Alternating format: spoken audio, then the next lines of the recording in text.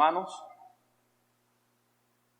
esta mañana nosotros veremos cómo las personas más amadas y respetadas llegan a ser las personas más odiadas y despreciadas. No sé si te ha ocurrido a ti en alguna oportunidad, personas que están contigo, dicen que tú eres el mejor amigo, que jamás te van a dejar solo, y pasa el tiempo y eso que dijeron que no iba a ocurrir, ocurre. Bueno, tenemos el caso del apóstol Pablo, el hombre más cuestionado en el Nuevo Testamento. El apóstol Pablo es el hombre más despreciado en el Nuevo Testamento. Claro, cuando nosotros llegamos y decimos que Pablo es el hombre más repudiado, no hay que olvidar que Jesucristo fue el que se llevó todos los males de una sociedad caída y el repudio de ella. Pero ¿por qué Pablo llega a ser el hombre más cuestionado del Nuevo Testamento? Y es que había ocurrido algo con este hombre. Su vida se había efusionado por la causa de Cristo. Prácticamente la vida de Pablo se derrite y se consume por completo por la causa de Cristo. Cuando tú ves a Pablo en cualquier aspecto de su vida, allí está Cristo. Y eso es lo que hacía que este hombre fuese odiado por el mundo, incluso también por los suyos. Así que el hombre escogido por Dios para expandir el evangelio del reino fue el hombre que más sufrió. Nosotros hemos estado observando la segunda carta a los Corintios y hemos visto que prácticamente los primeros capítulos tienen que ver con la defensa del ministerio de Pablo. Hoy se concluye esta defensa del ministerio y a pesar de que es una defensa de su ministerio, Pablo no pierde de vista a Cristo, como lo vimos en el sermón pasado. Y es que allí Pablo muestra a Cristo como el Dios que permite que los pecadores se reconcilien con Él. Así que hoy veremos a un Pablo o los ministros, los colaboradores, como predicadores de la reconciliación. Esto no quiere decir que Dios es el que debe reconciliarse con los hombres, no. Es el hombre quien debe reconciliarse con Dios. Eso es algo muy diferente. Segunda de Corintios, o segunda a los Corintios, capítulo 6, versículo 1 al 10, muestra los sufrimientos frecuentes por el bien de la iglesia que tienen los ministros para la gloria de Dios. Y la idea que Pablo da acá es que la iglesia debe aprender a sufrir. La iglesia debe estar preparada para sufrir. El creyente debe estar preparado para sufrir. Así que la iglesia debe ser guiada por esta senda, la del sufrimiento. Es por esto que he titulado al sermón de hoy, Contradicciones del ministerio. Contradicciones del ministerio. Y digo esto acerca de contradicciones porque ¿cómo es posible que Dios, la persona que más usa, es la persona que más va a sufrir? Desde una perspectiva humana debería ser la persona más protegida por Dios, porque si Él lo usa, entonces Él debe protegerlo. No, estas son las aparentes contradicciones del ministerio. Si Dios te usa a ti mucho, tú más vas a sufrir. Y este sermón está dividido en dos partes. La primera estructura de este pasaje lleva por título la exhortación del ministerio. Versículo 1 y versículo 2. Y en segundo lugar, la realidad del ministerio. Versículo 3 hasta el versículo 10. Pablo nos enseñará hoy que el ministro evitará ser tropiezo, pero también aceptará sufrir por la expansión del reino.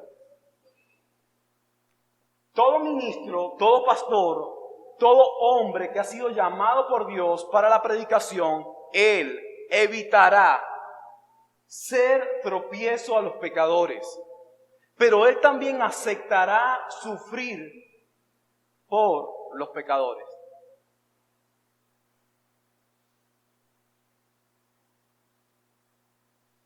Cuando tú te introduces en un pasaje como este, en esta mañana, hay que recordar quiénes fueron los corintios.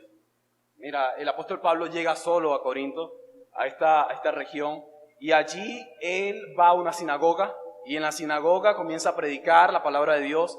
Recuerda, lo expulsan de la sinagoga, y cuando lo expulsan de allí, él debe ir a una casa que está al lado de la sinagoga para comenzar a predicar. Hechos dice que justo allí el Señor le dice a Pablo: no calles, habla, porque en esta ciudad tengo mucho pueblo. Resulta que ese mucho pueblo que el Señor tiene en Corinto es el pueblo que más ha causado dolor a Pablo. Él dice en 2 a los Corintios: yo a ustedes en nada he despojado. He trabajado con mis propias manos. Mientras yo a ustedes los amaba más, ustedes, Corintios, a mí me amaban menos. Estoy dispuesto a gastar lo mío. Y fíjate, él no dice estoy dispuesto a gastar lo que otro me dio. No, él dice lo mío, lo que yo tengo, lo que me he ganado, lo que yo he trabajado. Estoy dispuesto a gastarlo por ustedes. Hermanos, acá observas no solo una defensa de su ministerio, sino observas el corazón pastoral de un hombre que ama una iglesia que le odia. Es difícil amar a alguien que te rechaza. Bueno, Pablo te enseña acá cómo es que debes amar a alguien cuando te rechaza.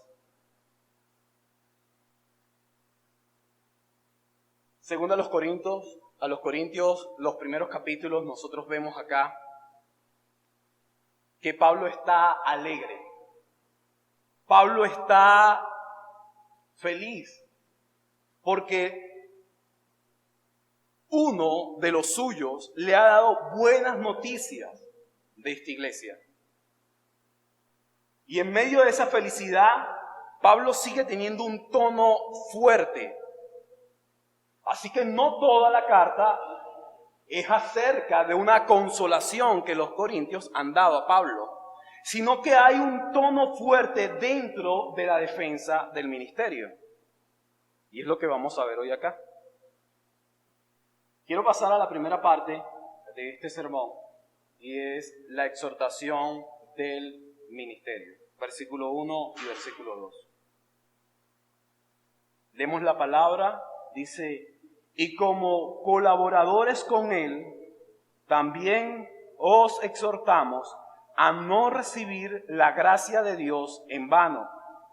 Pues él dice: en tiempo propicio te escuché, y en el día de salvación te socorrí. He aquí, ahora es el tiempo propicio, he aquí, ahora es el día de salvación.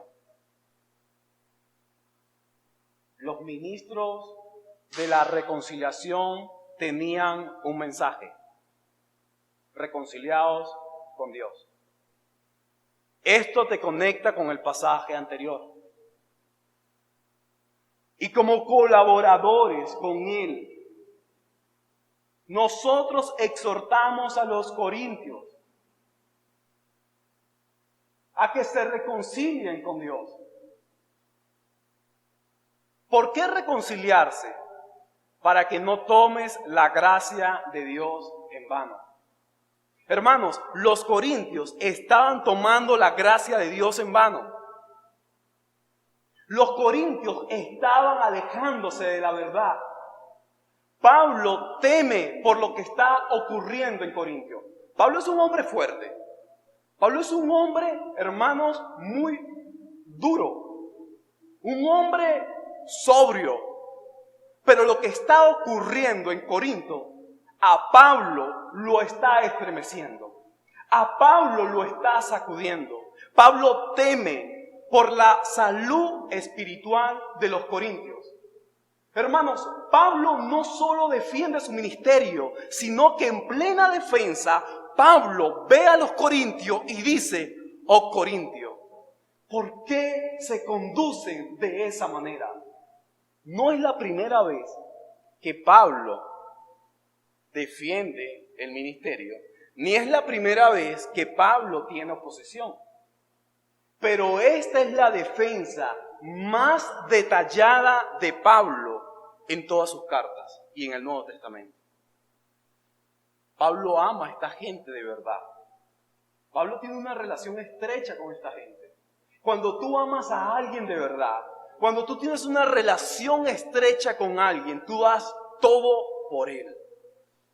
Y es lo que ocurre, hermano. Esto muestra el matrimonio. Cuando está al borde del colapso y ambos cónyuges se aman, lo dan todo por mantener el matrimonio. Eso solo se puede en Cristo. Fuera de Cristo no se puede. Así que estos colaboradores, ellos eran hombres llenos de gratitud.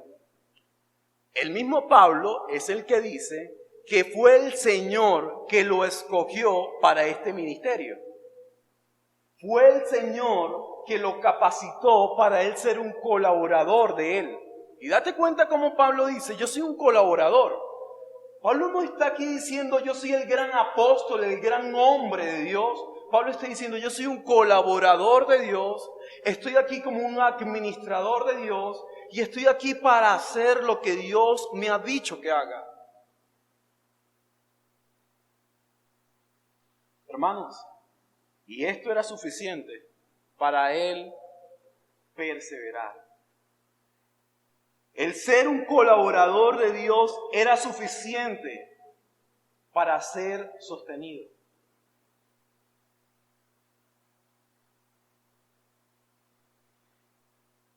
Y ante las cosas que estaban ocurriendo en la ciudad de Corinto, y específicamente en la iglesia de los corintios, Pablo ruega, Pablo exhorta. La exhortación es un ruego.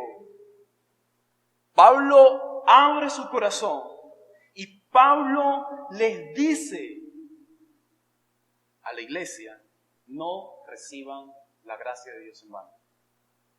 ¿Cómo es que ellos lo estaban recibiendo? Recuerda que ellos han aceptado a los falsos profetas, a los falsos maestros. Los falsos maestros se han introducido en la iglesia y es por esto que Pablo teme mucho, porque ellos no solo están afuera, ellos están dentro de la iglesia y muy probable ellos están en el púlpito enseñando a los corintios. Estos corintios están escuchando el mensaje de los falsos maestros y estos corintios han olvidado lo que Pablo le ha enseñado. Justo allí Pablo dice: tú estás tomando la gracia de Dios en vano. Hermanos, y no hay nada más peligroso que tomar su gracia en vano. En medio de una pandemia, donde la mayoría de los creyentes, de los cristianos, ya ha tenido un estilo de vida alejado de sus iglesias locales, la iglesia cristiana, hoy día ha olvidado que la iglesia es esencial y la iglesia es presencial. Hermanos, hemos llegado a un punto de comodidad y de confort. Hemos olvidado realmente lo que es su gracia. La gracia de Dios ha hecho posible que los pecadores tengan una comunión estrecha con este Dios santo y perfecto. El tomar la gracia de Dios en vano es tomar la iglesia en vano. Es tomar los recursos que Dios nos ha dado en vano. Es tomar en vano los sacramentos. es tomar en vano los medios de santificación. Pero también es tomar en vano la predicación. Es tomar en vano la autoridad eclesial. Y Pablo, luego de expresarle a ellos el por qué no deben tomar la gracia de Dios en vano, él les recordará en el capítulo 11 que así como la serpiente con astucia engañó a Eva, Pablo teme que vuestros sentidos, lo de los corintios, también sean engañados. ¿Ves cuál es el temor de Pablo? El temor no es perder una iglesia fundada. No. El temor no es perder audiencia o perder personas. No. El temor de Pablo es que los verdaderos creyentes sean extraviados. Ahora, hay que recordar también que dentro de la iglesia de Corintio hay creyentes que están siendo sacudidos por lo falso, pero también hay falsos creyentes que creen que son creyentes. Y Pablo dice que estos que no son creyentes, que están allí y están siendo manipulados por los falsos, ellos se darán cuenta en un tiempo futuro, no muy lejano, que ellos nunca estuvieron en la gracia y por eso se apartaron. Si los corintios siguen permitiendo a los falsos, las vidas de ellos dejarían de glorificar a Dios hasta el punto de entender que jamás tuvieron esta gracia. Pablo, para mostrar cuán delicado es este asunto, él toma una cita de Isaías y llega y dice lo siguiente: en el tiempo propicio te escuché y en el día de salvación te socorrí. He aquí ahora es el tiempo propicio, he aquí ahora es el día de salvación. Hermanos, cuando tú lees esto quizás en el contexto de Isaías, te das cuenta de que Isaías le está hablando a un pueblo rebelde, un pueblo infiel, un pueblo que va a tener que pasar por la cautividad, un pueblo que va a ser socorrido. Y en ese momento cuando Isaías dice estas palabras, él dice: en el tiempo propicio te escuché, en el día de salvación te socorrí. Pero aún ese día no se había presentado, aún ese día no había llegado. Pero cuando Pablo está diciendo estas palabras, ese tiempo ya había llegado. De una manera general, este pasaje, el versículo 2 de 2 a los Corintios, en el capítulo 6, se refiere a la venida del Señor hasta que Él vuelva nuevamente por nosotros. Es decir, la primera venida del Señor, donde Dios se hizo hombre, allí inicia el día de salvación. El día de salvación se acaba, se cierra por completo en el momento de su segunda venida. En su segunda venida se acabó el día de salvación. Pero Pablo, en medio de lo que está ocurriendo en la iglesia de los Corintios, Pablo dice: el tiempo propicio es este. El día de salvación es este. Hermanos, Pablo te está diciendo a ti esta mañana: hoy es el tiempo aceptable. Hoy es el día de salvación. Hoy es el tiempo propicio. Si tú sigues rechazando el mensaje, si sigues rechazando el día de salvación, si sigues rechazando el tiempo propicio, para ti ya no hay más oportunidad. No hay más nada que hacer, hermano. Pablo le está diciendo a estos hombres que aún no han conocido a Cristo: ¿hasta cuándo? La puerta se abre, el mensaje sale de la puerta y te dice a ti: entra por la puerta estrecha, y tú no quieres entrar. El estilo de vida que estás llevando no es suficiente para entrar por esta puerta.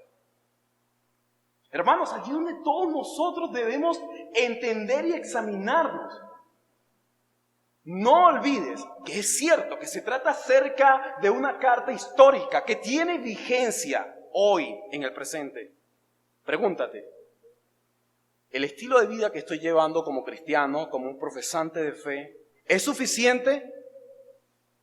¿Es suficiente lo que estoy haciendo?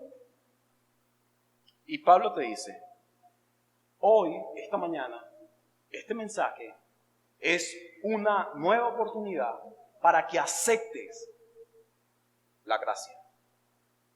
¿Sabes qué es tomar la gracia de Dios en vano? Es venir a una iglesia, escuchar un sermón, irte de la iglesia y seguir viviendo como el mundo. Eso es tomar la gracia de Dios en vano. Y no hay nada más peligroso que tomar lo que Dios te da a ti en vano. Porque Él, el día de mañana, te lo va a demandar. Y te va a decir, ¿qué fue lo que hiciste con eso? Steve Lawson dice, no hay mayor poder que Dios. No hay mayor debilidad que el hombre. Y no hay mayor suministro que la gracia. Fin de la cita. Hermanos, la gracia es suficiente para acercarnos y reconciliarnos con Dios. La gracia es suficiente, hermanos, para colocarte a ti en una iglesia y escuchar el mensaje de salvación.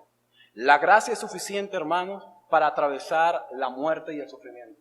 La gracia es suficiente para todo. Lo más sabio que el pecador puede hacer esta mañana, lo más prudente, lo más sensato que podemos hacer esta mañana es responder de inmediato a este sermón, a estas palabras. Hermanos, hoy es la oferta. Esta oferta puede ser retirada para ti dentro de unas horas. La oferta puede ser retirada mañana, en la tarde. Cuando Dios diga, he venido por tu alma, se acabó.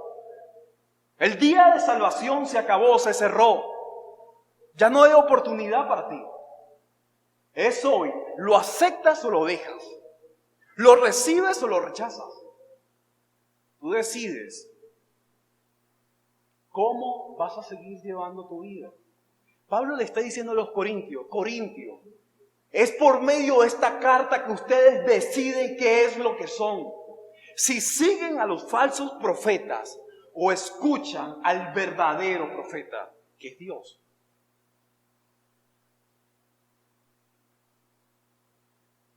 Hermanos, la función del Evangelio es lo que Pablo está expresando en el versículo 2, es salvar. La función del Evangelio es salvar a los pecadores. Pero el pecador no desea ser salvo. El pecador rehúsa la salvación.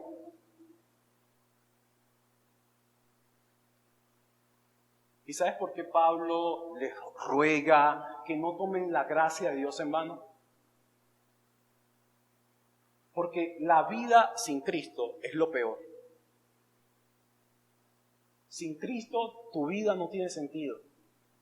Sin Cristo, hermanos, creo que Miguel Núñez decía, Cristo es la vida y sin Cristo el hombre está muerto. Así que si no tenemos a Cristo en nuestro corazón, si no nos hemos apropiado de Él, estamos muertos en nuestros delitos y en nuestros pecados. Esta es la situación más peligrosa que le puede ocurrir al hombre. Lo más dañino que le puede ocurrir al hombre es estar alejado de Cristo. Porque Él es el único que puede salvarte de la ira de Él. Hermanos, ¿de qué te va a socorrer? ¿De qué te va a salvar? ¿De qué va a ser propicio? ¿Recuerdas en los evangelios aquel hombre cuando le dice, está el fariseo y está aquel samaritano, y el fariseo ora al Señor y dice, Señor, yo soy lo mejor, he hecho esto, entrego mis diezmos, me reúno los sábados, y de repente el otro hombre dice, Señor, sé propicio a este pecador. ¿Pero por qué? Él entendía su condición. Hermanos, tú vas a ser salvo, vas a ser socorrido, es de Él mismo. Es Dios que te va a socorrer de Dios. Y es por eso que Pablo te dice a ti, Y le dice a los Corintios, este es el día de salvación y este es el tiempo aceptable.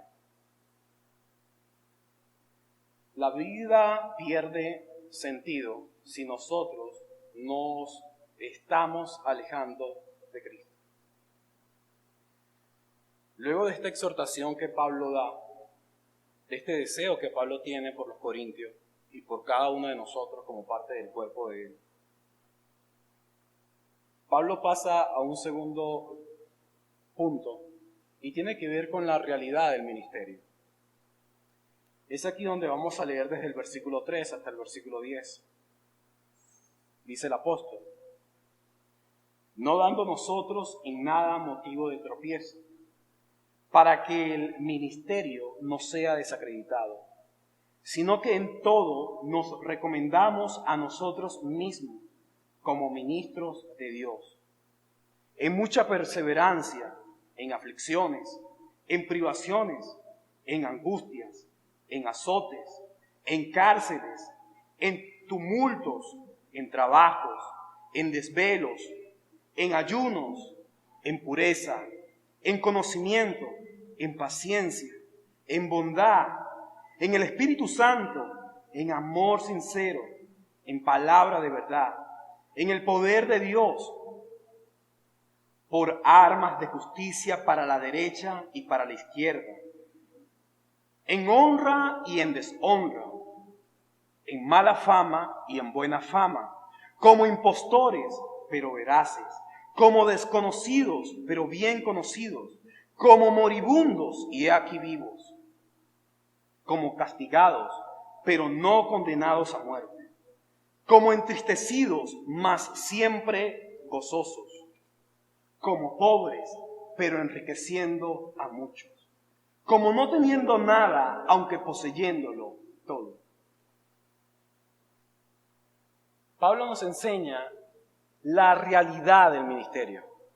Pablo ya no solo está demandando a los creyentes en la iglesia de Corintio a que se mantenga en la gracia, sino que Pablo muestra lo que él ha tenido que padecer como ministro de Cristo. ¿Y por qué se dificulta a los corintios creer en la autenticidad del ministerio de Pablo? Y es que hay que recordar que Pablo no fue uno de los 12. Así que muchos están diciendo lo que Pablo está enseñando no es de primera mano, porque él no estuvo en el grupo de Jesús. Y ojo con esa declaración, porque los mismos que están diciendo que Pablo no es parte de los 12, son los mismos que no creen tampoco a los 12. Pero la intención es buscar cómo perjudicar o dañar a la iglesia de Corinto. Y es allí donde Pablo nos enseña que en el ministerio nosotros vamos a sufrir por predicar el Evangelio. El ministro debe ser sin mancha. En el momento que el ministro se mancha, en ese momento el ministerio se acaba.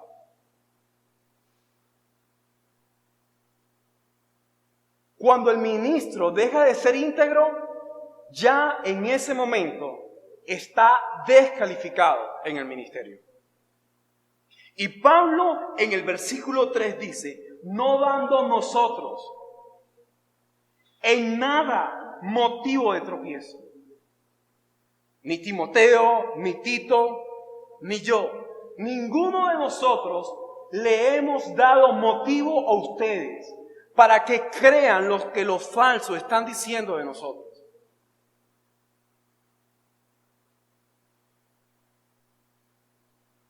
Así que lo primero que vemos acá es que el ministro, el hombre que ha sido llamado por Dios, lo primero que él sabe es que no debe colocar tropiezo ni a la iglesia ni a los pecadores. ¿Sabes para qué? Para que el ministerio no sea desacreditado.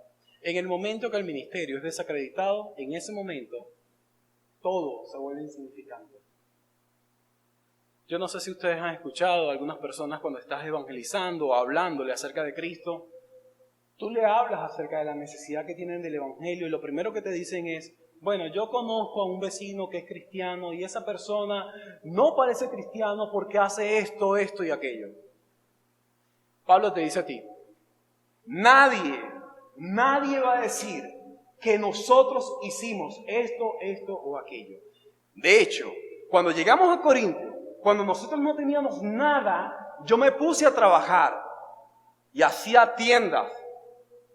Cuando yo no tenía dinero aquí en Corintio y cuando las tiendas no me daban a mí, los hermanos de las iglesias de Macedonia recogieron dinero y me ayudaron a mí. Corintios, ustedes a mí no me han ayudado en nada. Así que ustedes, Corintios, no pueden decir que yo a ustedes les he exigido algo. Lo único que les he exigido es que sean fieles a Cristo. Luego de ese verso, donde Pablo presenta que él y los suyos no son tropiezo para el ministerio, Pablo presenta sus credenciales. Ahora, hay que recordar que Pablo es un hombre que tiene muchos logros. Pablo es un hombre que tiene credenciales, que tiene títulos. Pablo es un hombre que fácilmente puede sacar todo su pedigrí, todo de dónde es él, cómo viene, su linaje, todo lo que ha obtenido a los pies de Gamaliel, pero Pablo no hace eso. Pablo no toca ningún logro humano. Los credenciales de Pablo tienen que ver con los sufrimientos de él por la causa de Cristo. Si hay algo que yo debo presentarle a ustedes, Corintios, va a ser lo que yo he sufrido por la causa de Cristo. La vida de Pablo es la única carta de recomendación que realmente importa. Hermanos, no importa cuánto tiempo llevas o lleves en un seminario teológico, no importa cuántos cursos de oratoria hayas realizado, no importa el título académico que tengas en este mundo, lo que importa realmente es tu vida. La manera en que te comportas, la forma en que vives, eso es lo que importa. No importa cuánto tiempo lleves en una iglesia. Lo que importa realmente y lo que la gente va a ver realmente es la vida que llevas predicando a 100 personas y a 5 personas. La fidelidad tuya a la palabra de Dios. El trabajo tuyo por predicar el mensaje de Dios. Eso es lo que importa. Eso es lo que realmente se va a ver. Eso es lo que realmente el Señor va a evaluar. Pero claro, para el mundo, el sufrimiento, la debilidad, no es sinónimo de fuerza. Es de una persona que ha sido derrotada, de una persona que ha sido vencida. Una enfermedad para el mundo es una persona que ya no tiene las mismas capacidades que antes en salud. Para Pablo es diferente. Para el cristiano es diferente. Para nosotros, en Cristo, es totalmente diferente. Y Pablo te dice a ti, hey, el falso apóstol, en el momento que sufra, va a dejar el apostolado. Pablo no es un lobo asalariado. Pablo es un pastor de ovejas. Él cuida sus ovejas como lo hace con los corintios. Y él no solo cuida sus ovejas, él también cuida el pasto verde de sus ovejas. Él cuida la predicación de sus ovejas. Y ahora Pablo les enseña, les muestra qué es lo que él ha tenido que soportar, hermano, para esto. Es como un niño en casa. El niño llega, se levanta, disfruta de lo que los padres tengan, come. El niño se viste, el niño ve televisión, se vuelve y se acuesta, pero ese niño no sabe cómo es que sus padres trajeron comida, vestido, ¿Cómo es que el padre paga un televisor? El niño no sabe nada de eso. ¿Sabes lo que hace Pablo? Yo te voy a contar a ti cómo es que yo te traigo el alimento, el vestido y toda tu recreación. ¿Y sabes cómo lo hago? Yo voy a trabajar y allá sufro insultos de mi jefe. Allá mis compañeros de trabajo, ellos que deberían ser mis amigos, se vuelven mis enemigos. A veces no hay carro y yo tengo que llegar a casa porque allí está mi familia. Y Pablo está diciendo, yo llego a la iglesia de Corintios porque los amo. Doy todo por ustedes. Y es aquí donde Pablo muestra elementos internos negativos y elementos externos negativos. Los primeros 3 elementos internos negativos: aflicción, privaciones y angustia. Veamos, aflicción.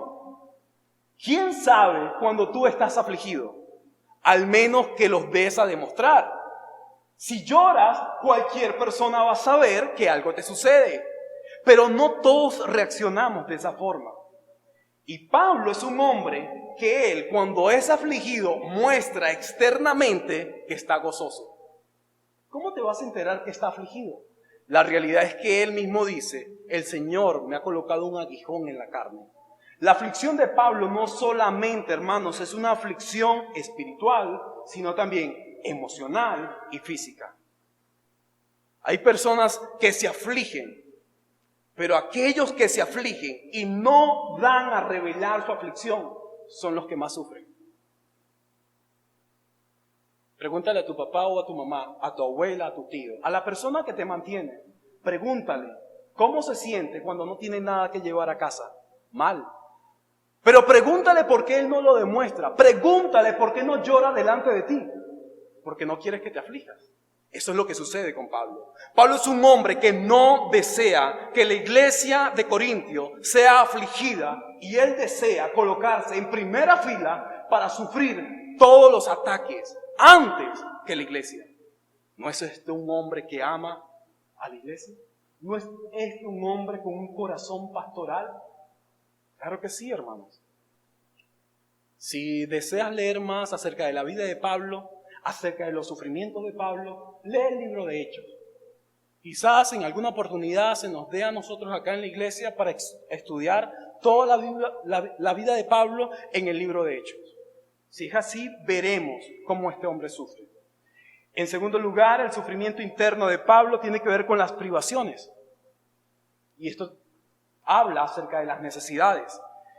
Esto significa una dificultad en la vida. ¿Te das cuenta que tú no eres la única persona que tiene dificultades en esta vida? Pablo también. Lee 1 Corintios 7:26. Pablo dice angustia. En angustia también estuve. Y esto significa la dificultad. Cuando pasas por una vereda, las paredes son tan altas y cuando sigues caminando, parece que el camino se vuelve más estrecho y que las paredes caen sobre ti. Las angustias representan las dificultades donde no hay escape. Así se sintió Pablo. Pablo se sintió sin escape muchas veces.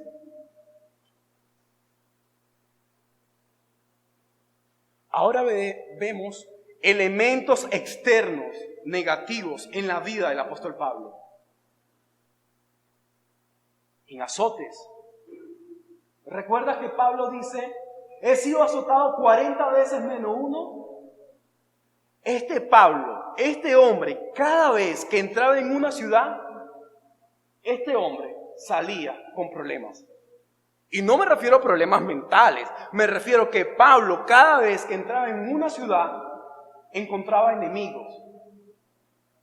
Hermanos, no hubo un lugar donde Pablo no entrase, donde a él no lo expulsasen.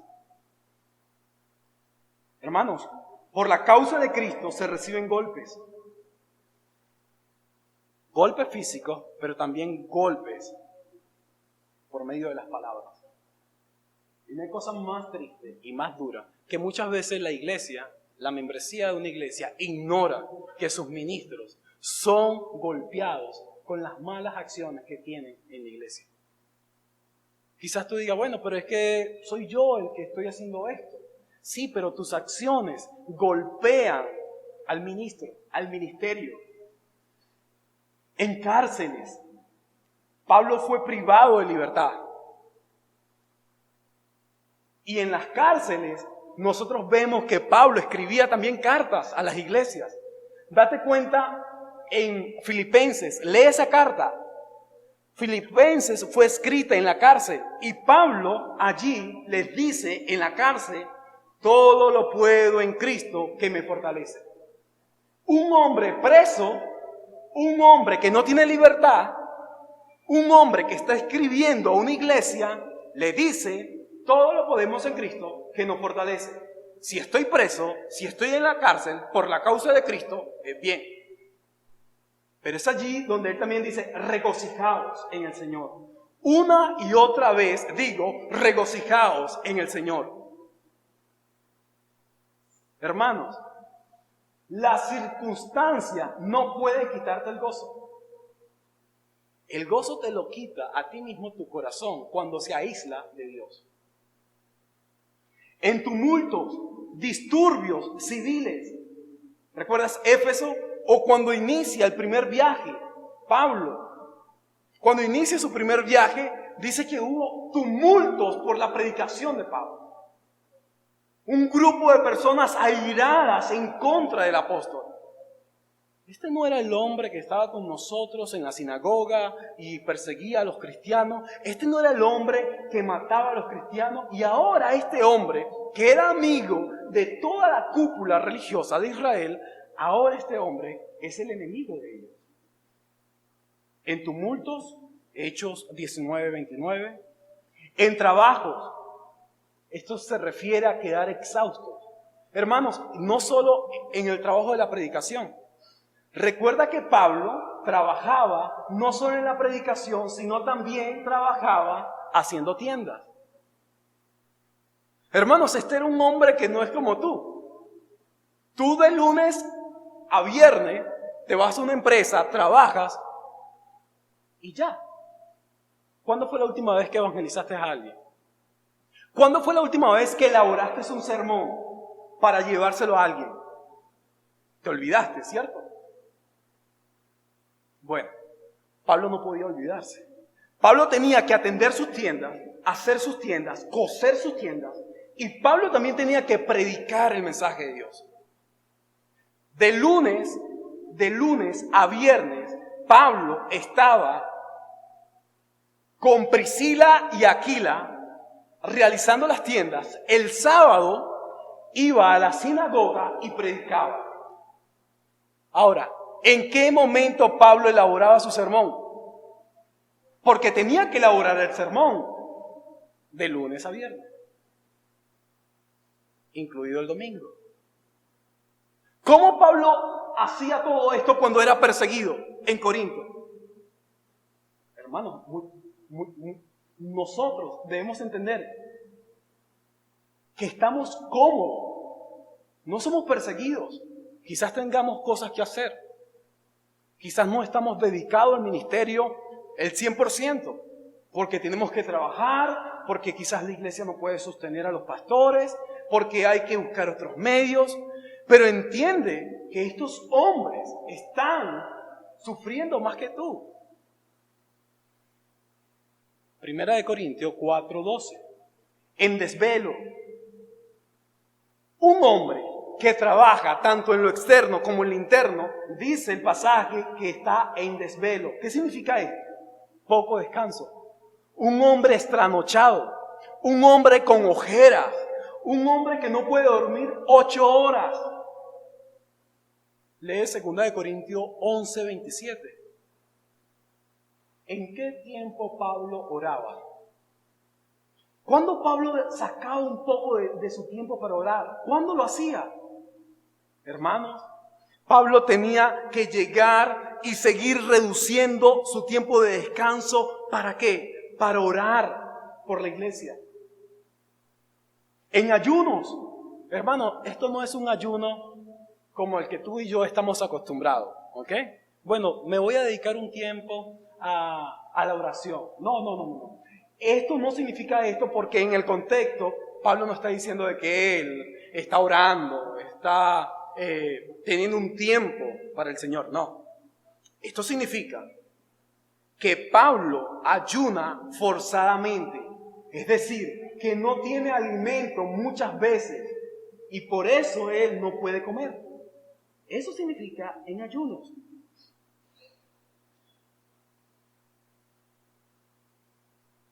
Pero ¿cómo Pablo puede resistir todas estas cosas? Fue con algo que no mencionamos, que está en el versículo 4. Paciencia. El ministro se caracteriza por ser un ministro paciente. Sin paciencia estás arruinado. Sin la paciencia, el ministro se agota y entra en ansias. Luego allí, hermanos, vemos algunos elementos positivos que Pablo nos enseña a nosotros en el versículo 6. Pablo dice, en pureza, en integridad, separados del mundo, en conocimiento, en el conocimiento bíblico del Evangelio, en la paciencia, en bondad, en el Espíritu Santo, aquel que ha capacitado a Pablo para poder mantenerse en medio de todas estas calamidades, en amor sincero, en la palabra de verdad, que es el Evangelio, con el poder de Dios, y en las armas de justicia, para derecha o para izquierda. Pablo te está diciendo a ti que él se ha armado, como lo expresa en Efesios capítulo 6, con toda la armadura de Dios. Este hombre, hermanos, este hombre no viene con palabras humanas o sabiduría humana. Este hombre está capacitado con el poder de Dios para predicar el Evangelio de Dios. Él está listo para enfrentar a los falsos apóstoles. Él está listo para enfrentar a la iglesia de Corinto. Él está listo para ir en contra de ese amor hipócrita. Él está listo y capacitado con toda amabilidad para presentar defensa del Evangelio. El apóstol más usado por Dios fue el apóstol más abusado por los hombres y por la iglesia.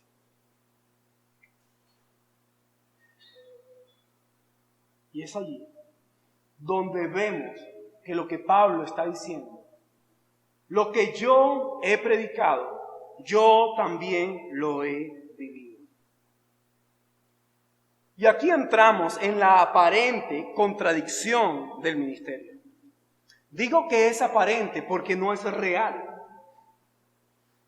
Y ella nos muestra dos puntos en el ministerio. El primero de él es observado con la palabra cómo.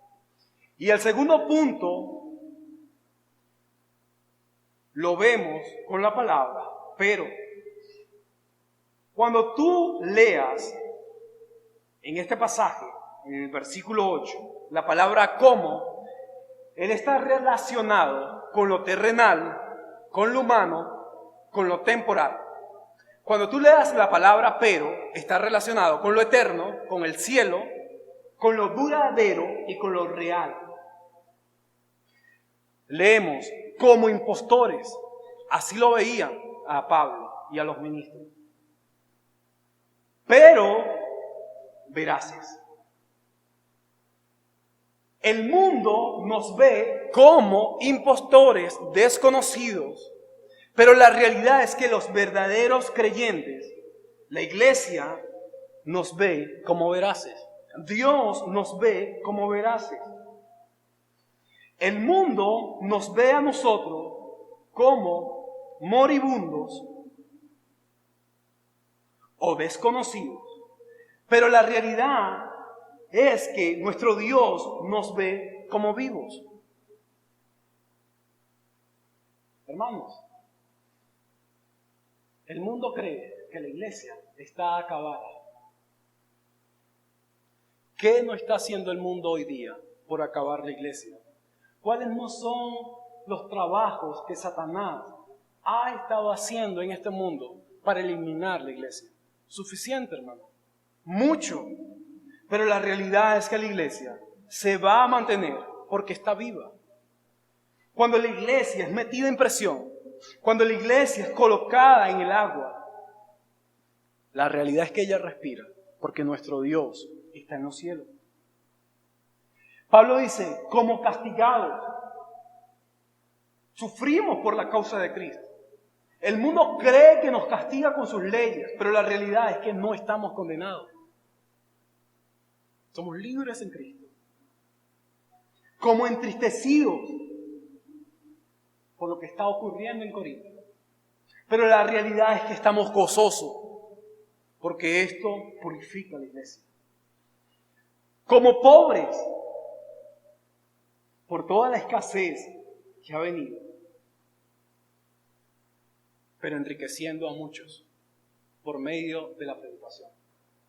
Sin nada, pero con todo. Pablo nos muestra a nosotros acá que Él ha sufrido, porque nuestro gran Dios, Él también ha sufrido. Así que el sufrimiento de Pablo simplemente se acopla a los sufrimientos de Cristo. Nuestro gran Dios es el Dios sufriente. Isaías le llama el siervo sufriente. Y como Él ha sufrido, sus ministros también deben sufrir. Y la iglesia hoy día debe aprender a sufrir. Hermanos, aquí hay dos opciones muy claras que Pablo te enseña en este pasaje. Si eres de Cristo, entonces sufre. Si no eres de Cristo, decídete ya y deja de sufrir. Abandona la gracia, abandona la fe y decide hacer lo que quieres hacer.